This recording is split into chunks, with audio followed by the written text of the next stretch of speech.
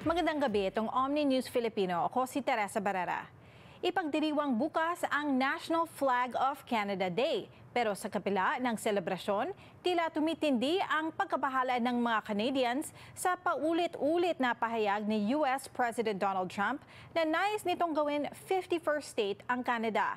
Isa pong kababayan ang nakausap ng Omni News na katatanggap lang ng kanyang Canadian citizenship. Ang kanyang reaksyon sa report na ito. It feels great to be a Canadian. Of course, there's a lot of opportunity, and it's different now.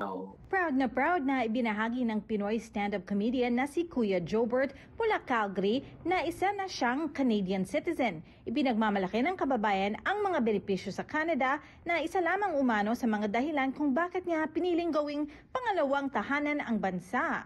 Kaya mo magkakotse, kaya mo magkabahay, kaya mo lumebel sa buhay ng kahit sino, di ba? Sa Sabado, February 15, ipagdiriwang ang National Flag of Canada Day. Pero sa likod ng selebrasyon, ayon sa pag-aaral ng Polaris Strategic Insights, malaking bilang ng mga Canadians ang nababahala sa mga komento ni US President Donald Trump na nais nitong gawing 51st state ang Canada.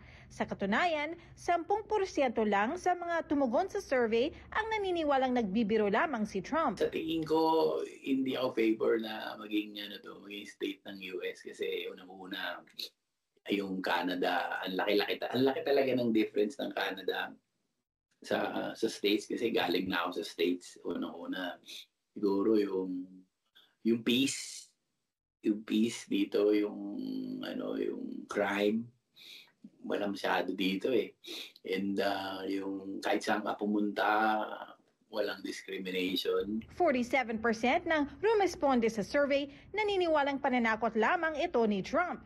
34% naman ang nagsabing seryoso ang Pangulo ng Amerika sa kanyang banta. But unless he plans to send in troops, the probability of Canada being forced to become part of the United States is really, really low. Yeah, you would have to, and there are mechanisms for us to do that through the Constitution and the amending formula. But the barriers to this happening, are high. Most Canadians don't want that. Canadian leaders don't want that.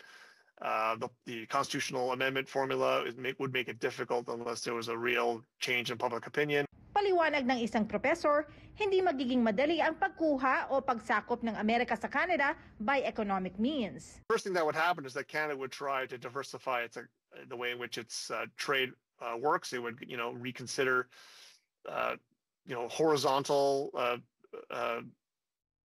measures to trade with Europe or in Asia, to reduce barriers internally. I think we'd first try all those things first before we would even consider joining the United States due to economic, coercion.